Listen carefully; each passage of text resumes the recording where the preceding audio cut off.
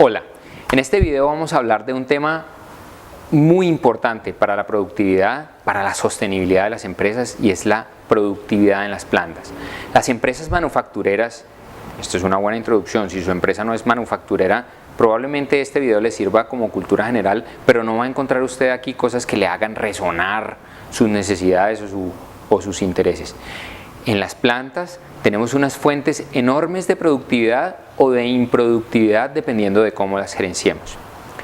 Las plantas podemos entenderlas como una secuencia de pasos, pueden ser máquinas, pueden ser procesos manuales, incluso procesos casi que naturales de espera, como el curado de un producto, el secado de un producto, como pasos. Esos pasos no tienen la misma capacidad de procesamiento, no todos pueden asumir, procesar la misma cantidad de productos en una unidad específica de tiempo. Si queremos buscar la mayor productividad de una línea de producción, debemos encontrar y gerenciar el cuello de botella. Este video se trata de eso. Para gerenciar el cuello de botella, lo primero que tenemos que encontrar es cuál es el cuello de botella.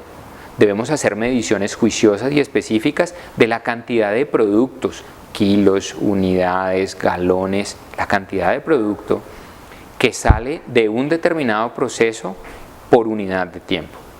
Cuando encontremos aquel proceso que produce menos unidades por unidad de tiempo, vamos a saber que ese es nuestro cuello de botella. Ese es el que tenemos que gerenciar.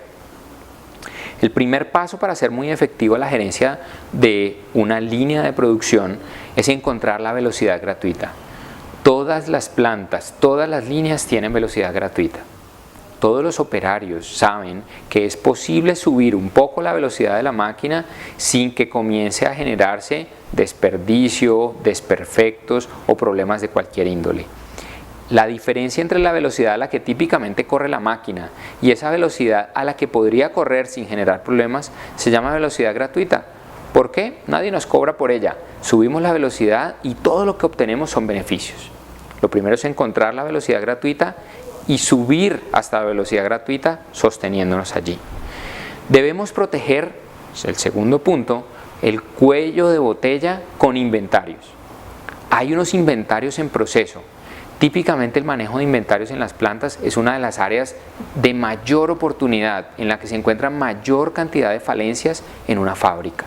Los inventarios están desbalanceados y los cuellos de botella sufren. Es necesario que nosotros tengamos altos inventarios en los procesos anteriores al cuello de botella, de tal manera si algún proceso se detiene, hay inventario que garantiza que el cuello de botella permanece rodando u operando, y debemos tener inventarios o espacios prácticamente vacíos o completamente vacíos en los procesos que están después del cuello de botella. De esta manera, si uno de esos procesos para, vamos a tener espacio disponible para alimentar con producto sin que el cuello de botella pare. Cada minuto que pierde el cuello de botella es un minuto que perdió la línea. La gestión del tiempo no debería hacerse por máquina. No nos interesa cuánto tiempo paran las otras máquinas.